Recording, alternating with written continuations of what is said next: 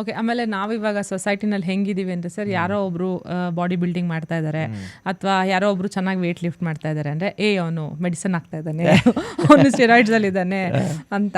ಹೆಂಗೆ ಸರ್ ಅದು ಹೆಂಗೆ ಗೊತ್ತಾಗತ್ತೆ? ಅಥವಾ ಆ ಥರ ಅಂದರೆ ಈ ಮಾರ್ಕೆಟಲ್ಲಿ ಇದು ಸೇಫೆಸ್ಟ್ ಸ್ಟೆರಾಯ್ಡ್ಸು, ಇದು ಸೇಫ್ ಇಲ್ಲ, ಈ ಥರದ್ದೆಲ್ಲ ಏನಾದರೂ ಇದೆಯಾ ಸರ್? ಯಾಕಂದರೆ ತುಂಬ ಜನ ಕಮೆಂಟ್ಸಲ್ಲೆಲ್ಲ ಹಾಕಿರೋದು ನೋಡಿದ್ದೀನಿ. ಉದಾಹರಣೆಗೆ ಈಗ ನೋಡಿ, ಇವಾಗ ನಾನು ಜಸ್ಟ್ ಸಿಂಪಲ್ ಆಗಿ ಹೇಳ್ತೀನಿ. ಈಗ ಸಮಥಿಂಗ್ ದೈತ್ಯಾಕಾರೋಗೊಬ್ಬ ಕಾಣಿಸ್ತಾನೆ ಅಂತಂದರೆ ಇಟ್ಸ್ ತುಂಬ ಮಸಲ್ಸು ಎಲ್ಲ ಇದ್ದಾನೆ ಅಂತಂದರೆ ಆಗ you need to doubt, okay steroids ಹಾಕಿದ ಅದು ಅವ್ನು ಇಂಡಿವಿಜುವಲ್, ಅವ್ನು ಯಾವುದೋ ವಿಚಾರಕ್ಕೆ ಕಾಂಪೀಟ್ ಮಾಡ್ತಾನೆ, ಹೋಗ್ತಾನೆ, ಅದಕ್ಕೆ ಆಗ್ತಾ ಇರೋದು ಅದು ಇರುತ್ತೆ.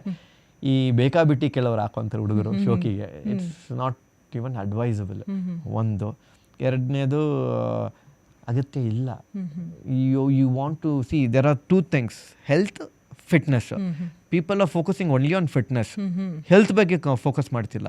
ಇದೆರಡು ಕಂಬೈಂಡ್ ಆಗಿರಬೇಕು. ಹೆಲ್ತ್ ಅಂತ ಫಿಟ್ನೆಸ್ ಅಂದರೆ ಏನಪ್ಪ, ನಾನು ಇಷ್ಟು ಎತ್ತೀನಿ, ನಂಗೆ 6 ಪ್ಯಾಕ್ ಇದೆ, ಇಷ್ಟು ನಾನು ಓಡ್ತೀನಿ, ಇಷ್ಟು ಪುಷ್ ಮಾಡ್ತೀನಿ ವೆಯ್ಟ್ಸ್ ಅಂತ, ದಟ್ಸ್ ಫಿಟ್ನೆಸ್.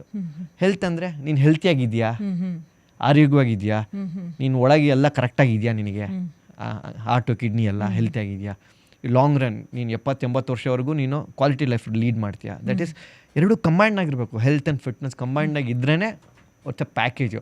ಬರೀ ಫಿಟ್ ಆಗಿದ್ದೀನಿ ಅಂತಂದರೆ 30-40 ವರ್ಷಕ್ಕೆ you are because of steroids you are gone.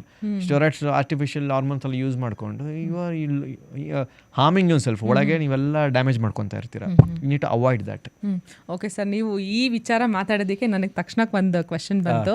ಈ ಕೆಲವು ಹುಡುಗಿಯರು ಸರ್ ಸ್ವಲ್ಪ ಅಂದರೆ ತುಂಬ ಮ್ಯಾನ್ಲಿಯಾಗಿ ಆಗ್ಬಿಟ್ಟಿರ್ತಾರೆ. ಅಂದರೆ ಯೂಶಲಿ ಅದು ಟೆಸ್ಟೋಸ್ಟೆರಾನ್ ಹುಡುಗಿಯರಿಗೆ ಕಡಿಮೆ ಇರುತ್ತೆ, ಅವ್ರು ಹುಡುಗರ ಥರ ಬಾಡಿ ಮಾಡೋದಕ್ಕೆ ಆಗೋದಿಲ್ಲ ಅನ್ನೋದು ಎಲ್ರಿಗೂ ಗೊತ್ತಿರೋದು.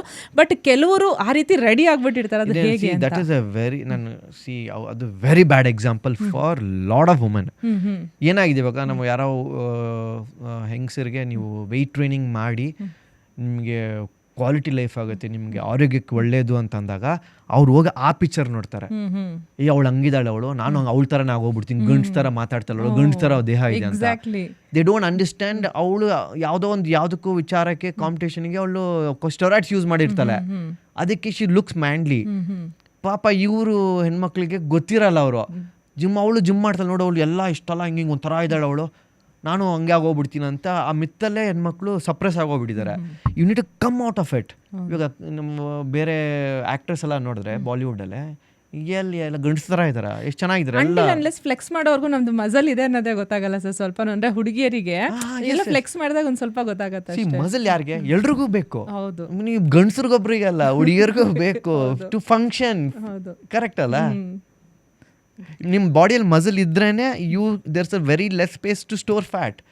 ಮಸಲ್ಸೇ ನಿಮ್ಗೆ ಇಲ್ಲ ಅಂತಂದಾಗ you start accumulating lot of fat in body.